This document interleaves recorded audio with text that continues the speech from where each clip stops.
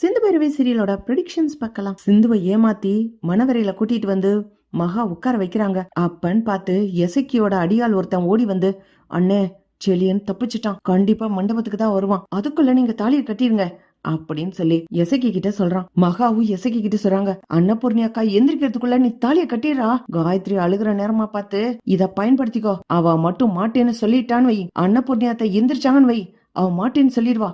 அன்னபூர்ணிக்கு அவ பொண்ணுக்கு விருப்பம் இல்லாத இந்த கல்யாணத்தை நடத்த விருப்பம் இல்ல, என்கிட்ட அதத்தான் சொல்லிக்கிட்டு இருந்தா. நான் தான் அன்னபூர்ணியோட மண்டையில ஒரு தட்டு தட்டி மயக்கம் போட்டு விழுக வச்சேன். இந்த விஷயத்த என்கிட்ட வந்து சொன்னா. பைரவி கிட்டே சிந்துகிட்டே சொல்லியிருந்தா உடனே கல்யாணத்தை நிறுத்திருப்பாங்க. நல்ல வேலை அன்னபூர்ணி என்கிட்ட சொல்லிச்சு. அங்க இருந்த கூஜாவை எடுத்து அன்னபூர்ணி மண்டையில அடிச்சேன். யாரும் பாக்கல. மயங்கி விழுந்த நேரமா பார்த்து அது கல்யாணம் ஆகல தான் பொண்ணுக்குன்ற கவலையில மயங்கி விழுந்துச்சுன்னு போய் சொல்லிட்டேன்டா.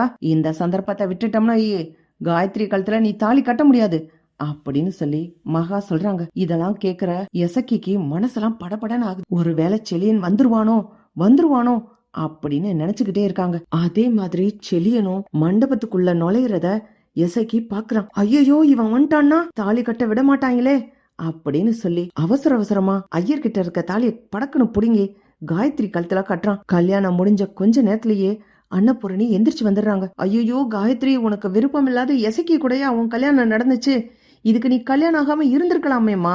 ஊர் ஜனத்தை நான் பேசி புரிய வச்சிருப்பேனே, நான் சமாளிச்சிருப்பேன், பேசி புரிய வச்சிருப்பேம்மா.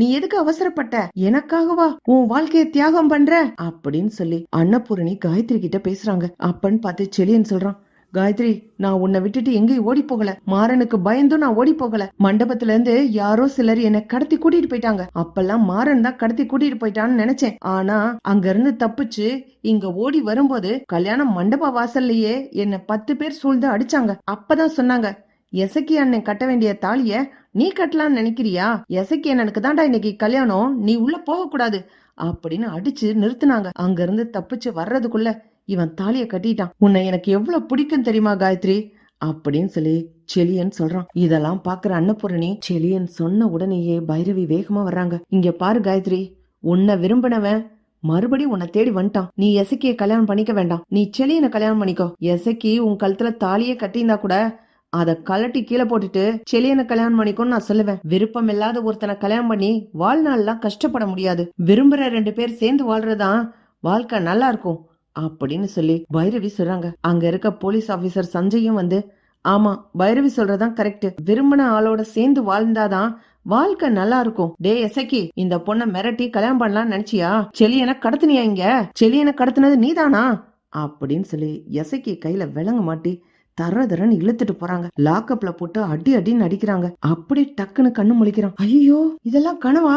தாலி கட்டுனா கூட இந்த கல்யாணம் நிறைவேறாது போல இருக்கே. அன்னபூர்ணியத்தை வந்து காயத்ரி கழுத்துல இருக்க தாலியை கழட்டி தூக்கி செலியனை கட்டிக்கோன்னு சொல்லி சொல்றாங்க.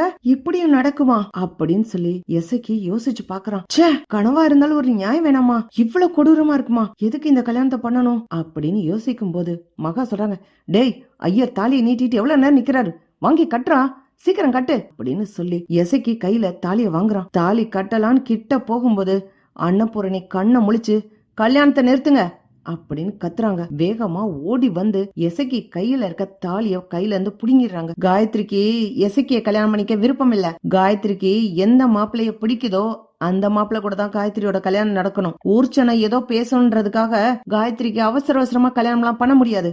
இந்த கல்யாணத்தை நிறுத்துன்னு சொல்லிதான் மகா கிட்ட சொன்னேன். மகா, ஏன் மகா இப்படி பண்ற அப்படின்னு அன்னபூரணி எசக்கிக்கும் காயத்ரிக்கும் நடக்க இருக்க கல்யாணத்தை நிறுத்தி விடுறாங்க. இப்படி போனா நல்லா இருக்கும். பார்க்கலாம் ஃப்ரெண்ட்ஸ். லைக் பண்ணுங்க, ஷேர் பண்ணுங்க, கமெண்ட் பண்ணுங்க. Thank you friends.